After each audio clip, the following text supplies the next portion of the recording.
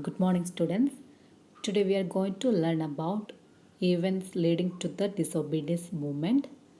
First one is the Simon Commission, and second one is the Purna Swaraj. The Simon Commission, commonly referred to as the Indian Statutory Commission, that was a group of 7 members of Parliament under the chairmanship of Sir John Simon. The main purpose behind the Simon Commission was that to restore the relationship with the Indians or to re-establish the relationship with the Indians. In the other sense, Simon Commission means a political activity reviewed in November 1927 when the government appointed a commission to look into the working of the Government of India Act of 1919 and suggest further reforms. It was called the Simon Commission. The Government of India Act 1919, which means that it was an act of the Parliament of the United Kingdom and it was passed to expand participation of Indians in the Government of India. And the commission disappointed the people on 2 points, which means the people were unhappy with the Simon Commission because of the 2 reasons.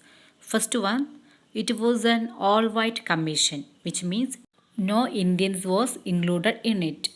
All the functions was managed by Britishers. And second one is that it refused to accept the demand for Swaraj. It refused to accept the demand for Swaraj. Swaraj means producing goods and becoming self-reliant. The charkha became a symbol of India's fight for independence as each and every house became an industrial unit. Every houses in India started to produce their own products. This is turn promoted the production of khadi. Charkha means what?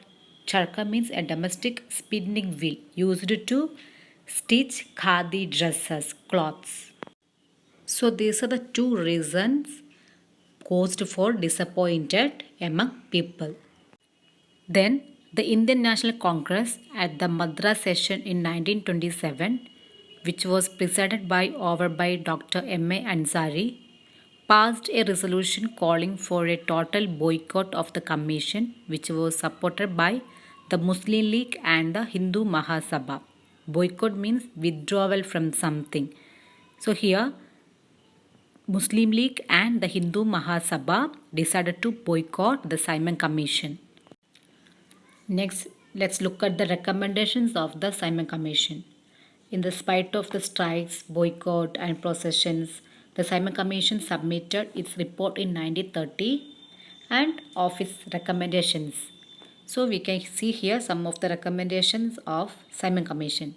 First one, diarchy to be abolished. Diarchy means government by 2 independent authorities. So here, diarchy to be abolished, which means here people needed any one authority or any one ruling authority, neither Britishers nor Indians. And second recommendation is that the Constitution of India must be federal in form, representing both British India and the princely states. And third one is that there should be a full autonomy in the provinces and control over law and order. So these are some of the main recommendations of the Simon Commission.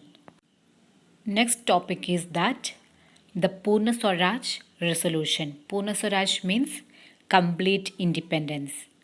So the Purna Swaraj, it met in Lahore on 29 December 1929 under the presidency of Jawaharlal Nehru. The resolution declared Purna Swaraj or complete independence as the goal of the Congress. So the Purna Swaraj means the Indian National Congress on 19th December 1929 passed the historic Purna Swaraj or complete independence at its Lahore session.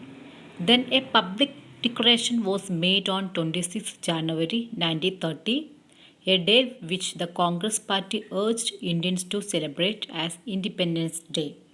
The very important thing here is that they declared from every year from 1930 onwards, January 26 celebrated as Independence Day.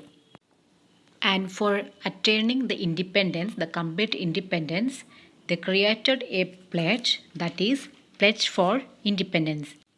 So, in order to that pledge, the very important thing is that they declared from every year 1930 onwards, January 26 would be celebrated as Purna Swaraj Day or Independence Day every year. Then, this Purna Swaraj, along with Gandhiji, start a movement against the British Salt Act, that is civil disobedience movement. So that became a provision and resolution of Purna Swaraj. And next one, boycotting the Roundtable Conference also made provision of the Purna Swaraj. Then Gandhi issued a statement in his paper Young India. Young India is a weekly paper in English. Gandhi enumerating his 11 demands. The demands included abolition of the salt tax and reduction of land revenue and reducing military expenditure. He also stated that if these demands were met, the Congress would attend the Roundtable Conference and the civil disobedience movement would be suspended. Which means the government ready to accept Gandhiji's demands, these all demands like abolition of the salt tax, reduction of land revenue and reducing military expenditure. If the government is ready to accept these all demands, then the Congress would attend the roundtable conference and the Congress will not start civil disobedience movement also. But the Viceroy refused to accept this proposal and finally the Congress launched the civil disobedience movement.